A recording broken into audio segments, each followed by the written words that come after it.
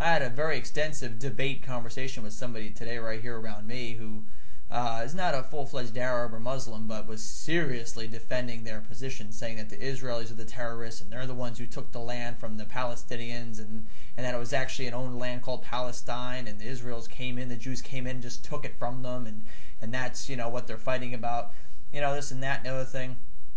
Well, I went ahead and did the history, okay? Now, again, if you have a problem with God, you probably want to turn this off right now. If you don't have a problem with God, then please, by all means, keep listening. Because what I had to do is I went back and I looked through the Bible. I looked in the book of Genesis and the book of Exodus. Now, in those two books, you can see the layout of the land, the exact borders of Israel, who the land was given to, how this whole thing got started. Okay? Now, like I mentioned in the last video, this comes down to an issue of brother against brother. You had Ishmael, who was born outside of wedlock. He was born of an Egyptian maidservant, which was Abraham's wife Sarah. It was her maidservant. Abraham and Sarah wanted to have a baby. They couldn't at that time. God said no. Sarah said, let's go have one anyway.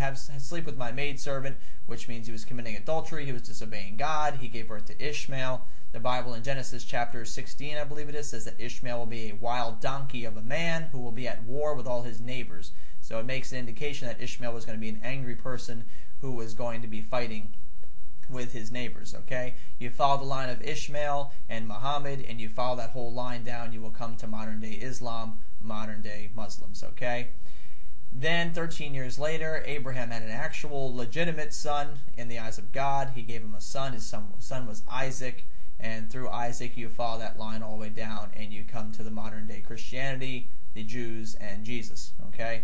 What you have is the Muslims and the Arabs. They're fighting against the Jews. They say it's about the land. They say that Israel took their land. They say they want the land back, and that's why they keep attacking Israel. But the reality is that Israel's land is their land. They live there, and they're trying to hold on to the only piece of land that they have left.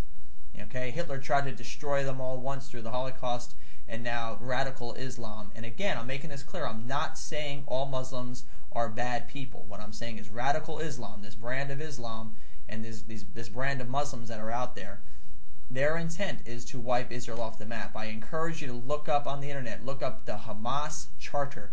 The Hamas Charter of 1986, that was the charter that Hamas released that gave what their guidelines and their goals are. Their goal is to destroy the Jews. They want to destroy Israel and take back the land that Israel is on right now. That's the bottom line. So please, check this out. It's very informative, and next week we'll get back to the Blogger, Bikij, and all that other good stuff for the politics. Thanks for listening, and may God continue to bless Israel and bless America. In Bible times, the area now known as Israel was called the land of Canaan. In Genesis chapter 12, God commanded Abraham, aka Abram, to move to Canaan. Abraham was then living in Ur of the Chaldeans. Ur was located in what today is southern Iraq. Now the Lord had said to Abram, "Get out of your country, from your family, and from your father's house, to a land that I will show you." That's Genesis chapter 12, verse 1. So Abraham obeyed God and moved to Canaan. So Abram departed as the Lord had spoken to him. So they came to the land of Canaan. That's Genesis chapter 12, verse 4, and then chapter 12, verse 5. Now in a covenant, God gave Abraham the land of Canaan. The Bible defines Canaan's southern border as the river of Egypt. This is not the Nile River, but the Wadi el-Arish, located in Egypt's northeastern region. The northern border of Canaan is defined as the river Euphrates.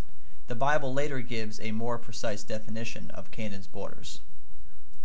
On the same day the Lord made a covenant with Abraham, saying, "To your descendants I have given this land, from the river of Egypt, the Wadi el-Arish, to the great river, the river Euphrates." Genesis chapter 15, verse 18.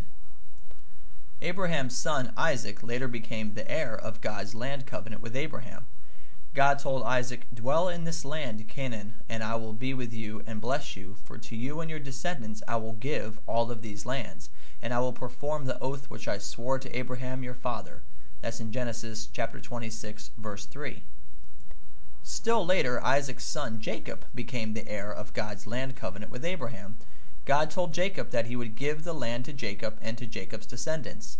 The descendants of Jacob are the nation Israel. Accordingly, God gave ultimate ownership of the land of Canaan to the nation Israel.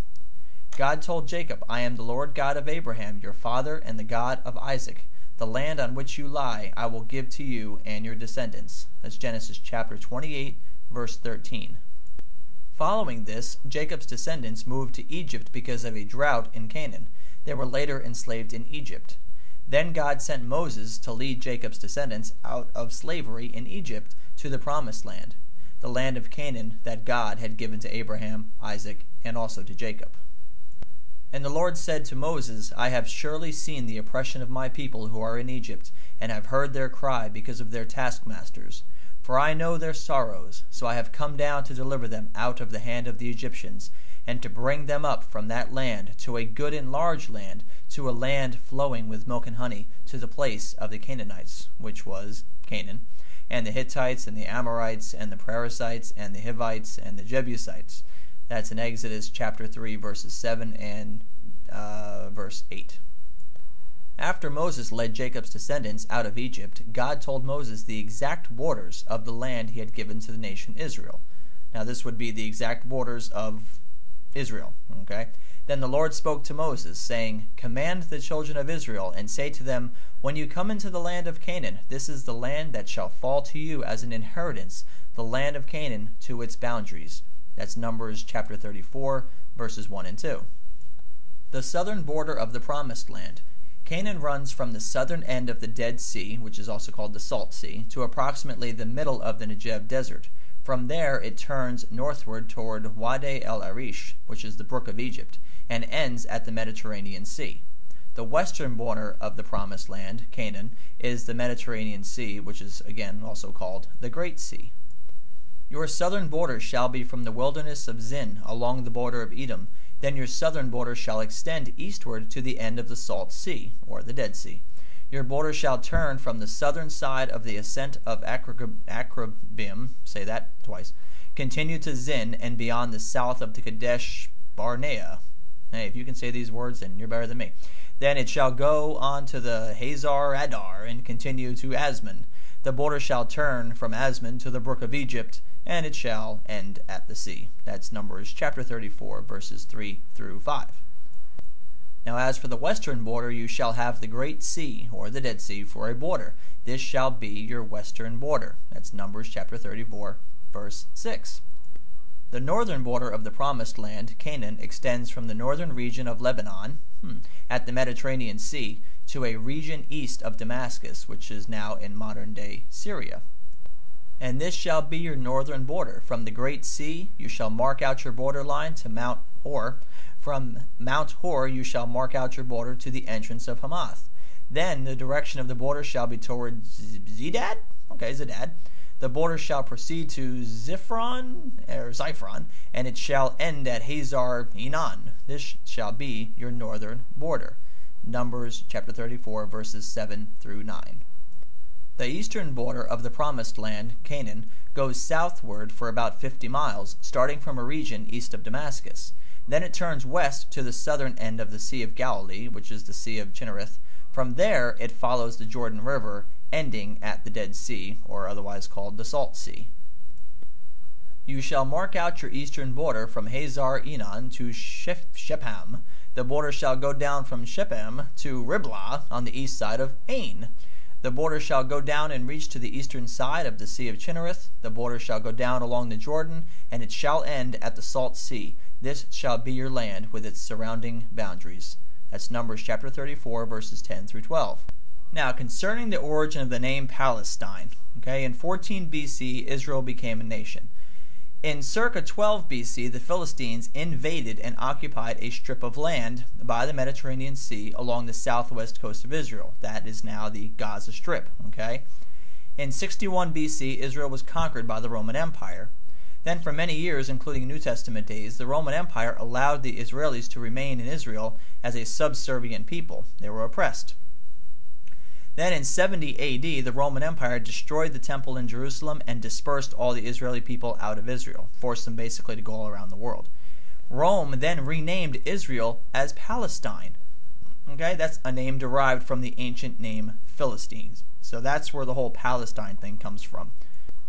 Now, I'm not an expert on names or, this kind of language, so I'm just going to be quiet and let you read over this one. But this is basically describing who the Philistine people basically are.